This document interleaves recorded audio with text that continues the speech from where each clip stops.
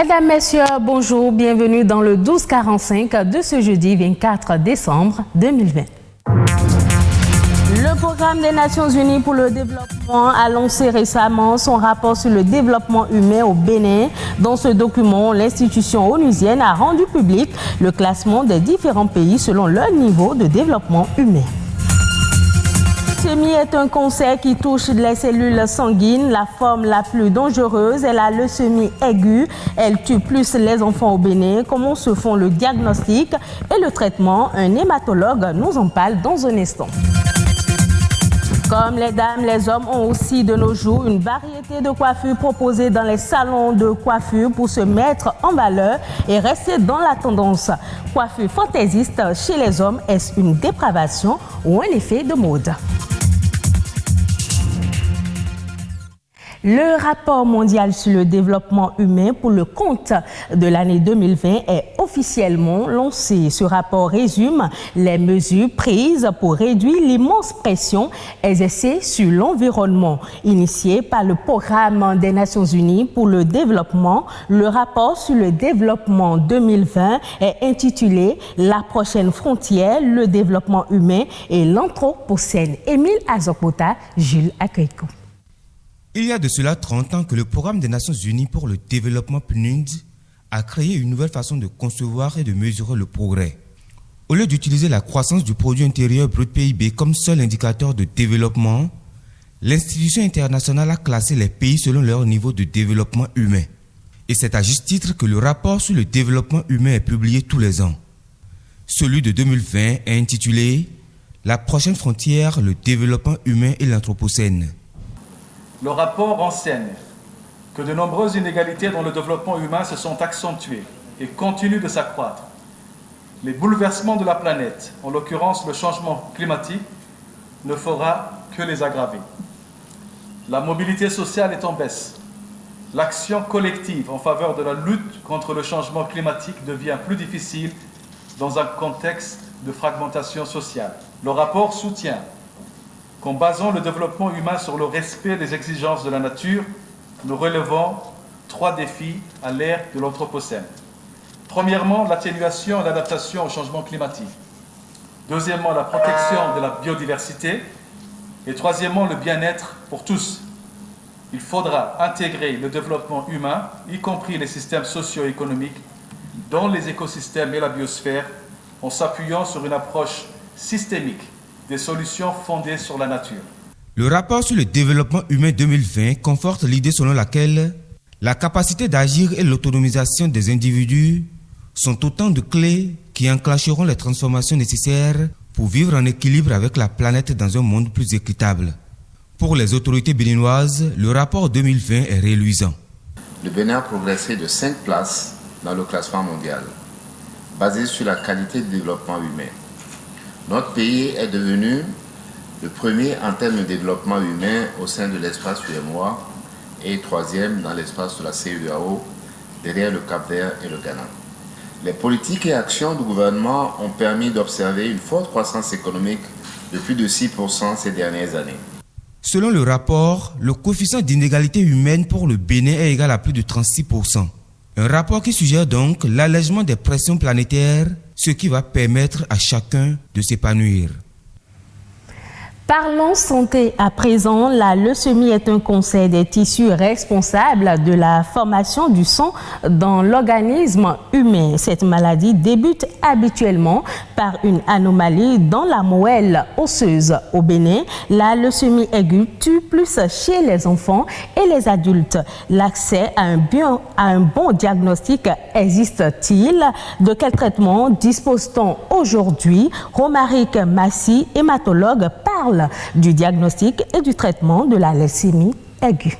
La leucémie, sous-entendu la leucémie aiguë, qui est la forme la plus aiguë des leucémies, existe au Bénin. Cette pathologie touche aussi bien les enfants que les adultes.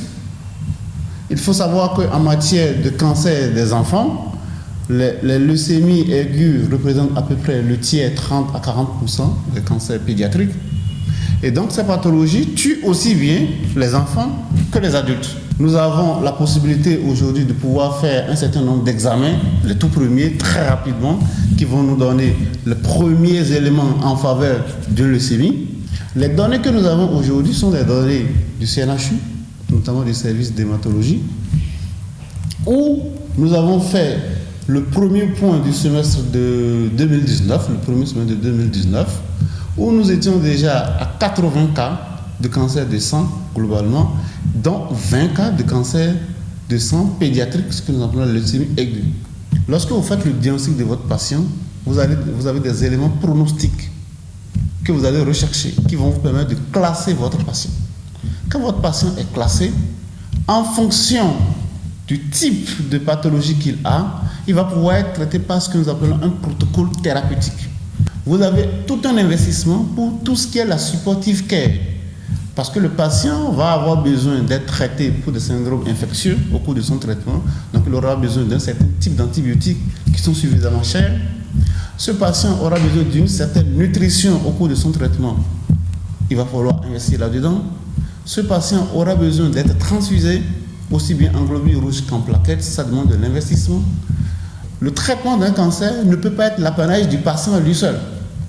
C'est toute une organisation qui doit se mettre derrière ce patient-là et pouvoir l'aider à pouvoir vaincre ce cancer-là. Effet de mode chez les hommes, chacun adopte un style de coiffure selon sa convenance. Ces coupes parfois fantaisistes s'observent surtout chez les jeunes. Ainsi, les salons de coiffure d'hommes sont pris d'assaut par les jeunes gens à la quête d'un style de coiffure tendanciel. Les coiffures fantaisistes chez les hommes sont-elles une dépravation ou un look? Élément de réponse dans ce reportage. La tendance, la mode ou encore la recherche de la belle apparence, telles sont les raisons qui justifient les coiffures fantaisistes observées chez certains jeunes. C'est mon coiffeur qui l'a choisi pour moi et bon, je l'ai accepté parce que ça me rend plus beau. C'est juste la mode et puis on est aussi fatigué des anciennes coupes. Chaque époque, chaque génération, chaque temps avec ses coupes et ses modes. Donc je viens, j'explique juste ce que je veux au coiffeur et puis lui l'exécute. Entre le spécialiste et le client s'installe alors un principe de respect du goût. Nous on est coiffeurs et notre métier c'est de répondre à ce que veut la clientèle. Donc si déjà le client vient et il est exigeant et par rapport à un modèle donné, bon nous on voit par rapport à son visage et tout ça, si cela peut lui convenir. Mais si lui, il n'est pas d'accord, il existe toujours son modèle, nous on lui fait ça. En réalité, chaque type de coiffure a un nom. Les coupes peu ordinaires se font pour des circonstances précises. Il y en a qui sont comme des coupes, d'autres sont des demi-crêtes, d'autres encore sont un peu comme du truite. Il y a certaines qu'on appelle watab et pour d'autres, on rase complètement la nuque et nous l'appelons coupe. Très souvent, c'est les stars, c'est les gens, c'est les personnes qui vont en boîte. C'est par rapport au lieu où ils veulent se rendre qu'ils font ce genre de coiffure fantaisiste-là. Alors que la tendance des coiffures fantaisistes devient un choix récurrent chez beaucoup de jeunes, le regard de la société varie selon les appréhensions. Certaines personnes ont des idées bizarres sur ces coiffures. Par contre, d'autres personnes ont de bonnes idées, d'autres encore apprécient ces coiffures fantaisistes et viennent chez nous pour le faire. La société étant la société, bon, même déjà chez nous, ça dépend de tes parents. Il y en a qui ne trouvent pas ça forcément bien, mais bon. D'autres aiment, d'autres n'aiment pas. Beaucoup de personnes disent que cette coiffure n'est pas bonne, mais mes parents trouvent que c'est bon pour moi. Même si on adopte ces coiffures, on doit se respecter. D'autres qui font du désordre ou de la dépravation avec, je pense qu'ils sont des inconscients. S'il est bon d'adopter des coiffures tendances, il serait encore meilleur d'avoir des coiffures responsables pour une bonne intégration sociale.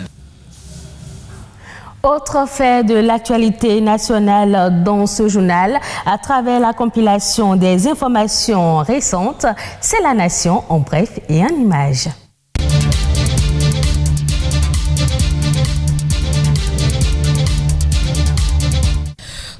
grands chantiers de construction de pistes d'ouvrage dans les collines et la Tonga ont été récemment lancés par le ministre des Infrastructures et des Transports, Hervé Heromé. La mise en œuvre de ce projet correspond à la stratégie d'aménagement du territoire définie dans le programme d'action du gouvernement pour le maintien et la modernisation du réseau routier. La réalisation de ces travaux va rapprocher la population des localités concernées, mais aussi faciliter les tracasseries administratives, économiques et sociales et désenclaver les zones de production agricole.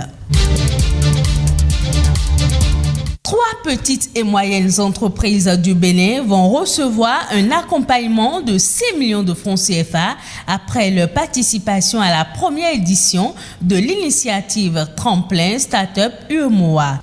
C'est un projet qui vise à encourager l'innovation en entreprise à travers l'accompagnement de start-up innovantes.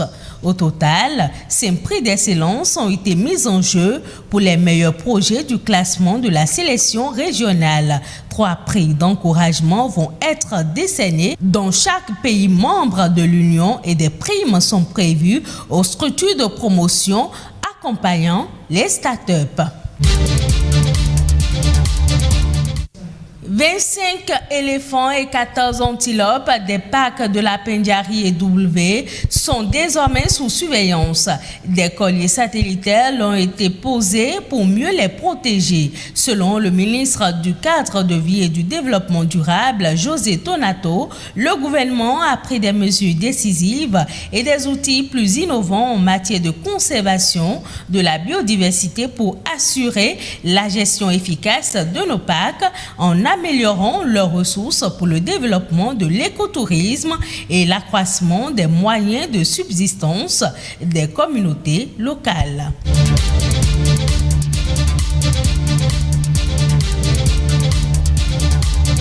Football, le Bénin envisage un championnat professionnel à 40 clubs. Une nouvelle réforme qui a été présentée en Assemblée générale au président des clubs. Plusieurs autres décisions ont été prises au cours de cette réunion, entre autres la fixation salariale qui sera désormais de 180 millions de francs CFA par club et la limite de 6 joueurs étrangers par club.